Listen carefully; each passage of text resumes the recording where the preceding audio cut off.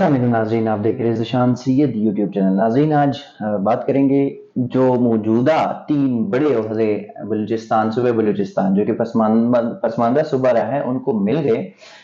Chief justice of Pakistan आने वाले हैं, चेयरमैन सेनेट बलूचिस्तान से, और निगरान वज़ीर आज़म भी बलूचिस्तान से है। हमारे साथ सीनियर सहाफ़ी शाहिद रिंद साहब मौजूद हैं, इनकी बड़ी गहरी नज़र है इन सारी चीज़ों पे। शाहिद साहब, वेलकम।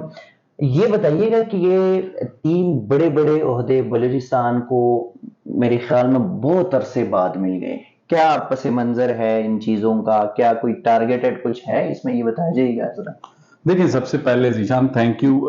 2 चीज़ें मैं चाहूँगा कि उन पे आपसे बात करूँ। आपने कहा 3 ओहदे बलूचिस्तान के पास हैं। सॉरी टू से मैं एक बड़ा क्लियर स्टांस और क्लियर मौक़िफ़ बहुत से मामलात पे रखता हूँ। चेयरमैन सेनेट का ओहदा पॉलिटिकल व्हीलिंग डीलिंग के नतीजे में बलूचिस्तान को मिला, और ये बात आपको भी पता है कि सादिक संजरानी कैसे पहले पीपल्स पार्टी के चेयरमैन सेनेट बने, फिर पीटीआई के चेयरमैन सेनेट बने, ये सबके सामने है। अब रहेगी बाकी 2 ओहदों की बात, केयरटेकर प्राइम मिनिस्टर और चीफ जस्टिस। देखें, चीफ जस्टिस मेरा ख्याल है कि सारे जजेस काबिल एहतराम है, लेकिन काजी फायजी साहब जो उनकी स्लॉट थी जिस वक्त वो आए, he is one of the competent जजेस और अपनी मेरिट पर आए, और वो जितना अरसा भी चीफ जस्टिस रहेंगे वो अपनी मेरिट पर रहेंगे, और बलूचिस्तान से एलिवेट होकर आए थे और बलूचिस्तान में एज ए चीफ जस्टिस सर्व किया। तो इसमें ये कहना कि जी चीफ जस्टिस भी बलूचिस्तान से होगा, वो अपनी मेरिट पे अपने टर्न पे आए हैं, ये किसी का जिसे कहते हैं वो एहसान नहीं है बलूचिस्तान पे। रह गई बात अनवारुल हक काकड़ की नॉमिनेशन की, और उस पर एक रद्द-ए-अमल भी हमने देखा कि आ रहा है। जहां पर अगर कहीं से मुस्बत चीजें आ रही हैं, वहीं से एक नेगेटिव प्रोपेगेंडा भी शुरू हो चुका है।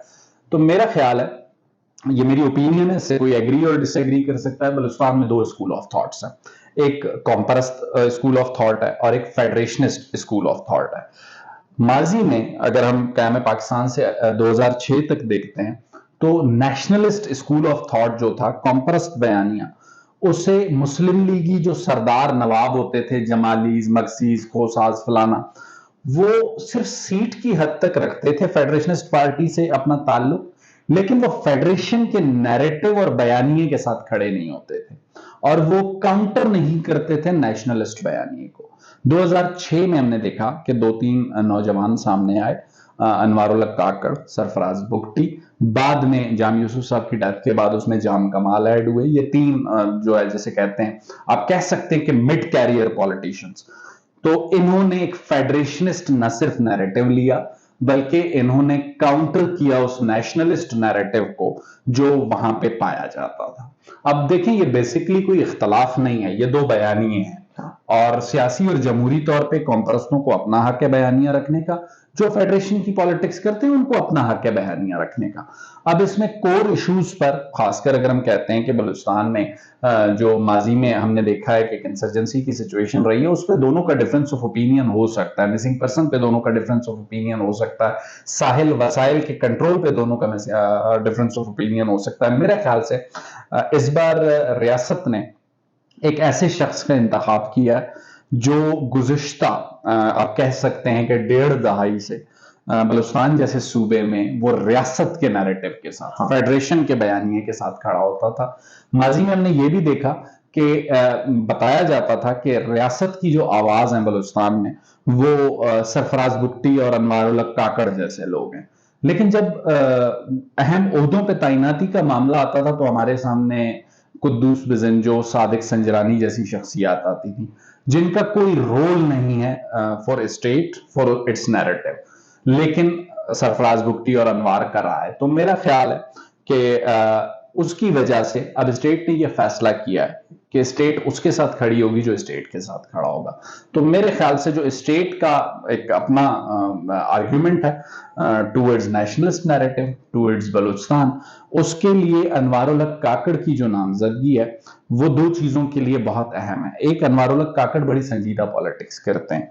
वो जब तक ऐवान बाला के रुकन रहे या गवर्नमेंट ऑफ बलूचिस्तान में रहे, कभी भी एज ए स्पोक्स पर्सन वो रहे हैं चीफ मिनिस्टर के, उन्होंने कभी भी गैर अखलाकी सियासी गुफ्तगू या बिलो द बेल्ट बात नहीं की। उन्होंने सेनेट के फ्लोर पे भी अगर कुछ मामलात पे डिफरेंस ऑफ ओपिनियन कॉमपरस्तों से रखा तो बड़े इखलाक से, बड़ी शाइस्तगी से अपनी बात की और बड़ा एकेडमिकली डिबेट की।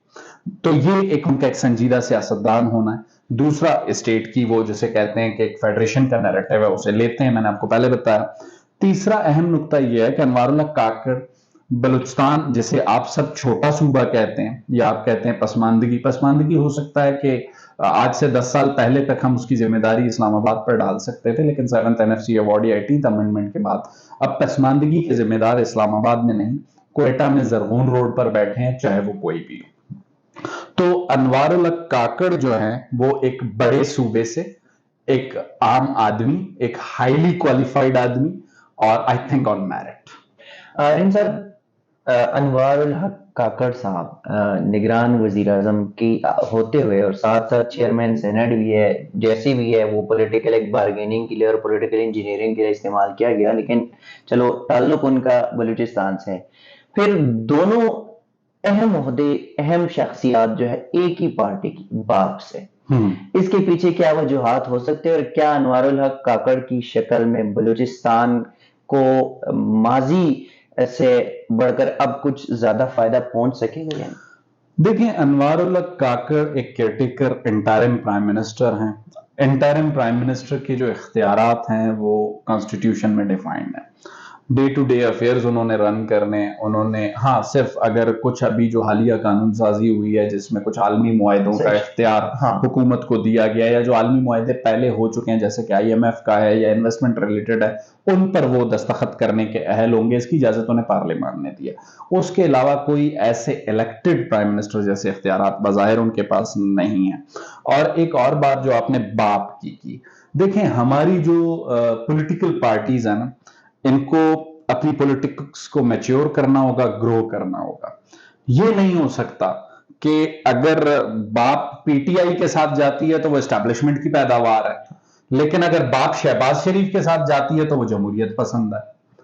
इसी बाप से, सॉरी टू से, ये सरदार अख्तर मेंगल साहब का हक है कि वो इख्तलाफ राय करें अनवारुल्लाह की तकर्री पर, ये उनका हक है कि वो अपने इत्तेहादियों से एहतजाज करें। लेकिन बहुत अहम सवाल ये उठता है कि अनवारुल्लाह काकड़ की जगह क्या कुद्दूस बिज़नजो बाप के चीफ मिनिस्टर नहीं थे जिनको सपोर्ट किया गया बलूचिस्तान में नो कॉन्फिडेंस में सरदार अख्तर मेंगल की तरफ से? क्या चेयरमैन सेनेट सादिक संजरानी को BNP ने खामोश हिमायत नहीं जारी रखी? देखें, प्रॉब्लम यह है कि या तो आप कहें पूरी बाप गलत है, या आप ये कहें कि बाप में सिर्फ 2 या 3 लोग, सरफराज बुगटी, अनवारुल्लाह काकड़ और जाम कमाल एस्टैब्लिशमेंट की पैदावार हैं, बाकी पूरी बाप धुली हुई है। ये डबल स्टैंडर्ड्स हैं हमारी जो डेमोक्रेटिक और पॉलिटिकल फोर्सेस हैं। और दूसरी बात यह है, कोई कुछ भी कहे, आप जानते हैं, मैं जानता हूं, केयरटेकर प्राइम मिनिस्टर का इंतखाब वजीर आजम और अपोजिशन लीडर ने बैठ के किया है। अब चाहे किसी के डिक्टेशन पे किया है, अपनी मर्जी से किया है, तो फिर ये उनकी कमजोरी है। हम इसके लिए अनवारुल्लाह काकड़ या किसी और को मुर्द इल्जाम नहीं ठहरा सकते। बहुत शुक्रिया रन साहब। नाज़रीन, बिल्कुल अनवारुल्लाह काकड़ एक जो हमने उनकी थोड़ी सी सियासी करियर हमने जो देखी है उसमें एज ए मीडिया पर्सन इंतहाई शाइस्ता और काबिल शख्स है, और हम उम्मीद करते हैं कि सिर्फ पाकिस्तान की नहीं बलूचिस्तान की भी इनके लिए कुछ अच्छा कर सके और बलूचिस्तान के जो लोगों की या जो पॉलिटिकल जमातों की जो नाराजगियां है वो खत्म हो सकेगी। नाज़रीन, अब तक के लिए इतना ही। इसी किस्म की चीजें आपके साथ शेयर करते रहेंगे, तब तक दे दीजिएगा इजाज़त।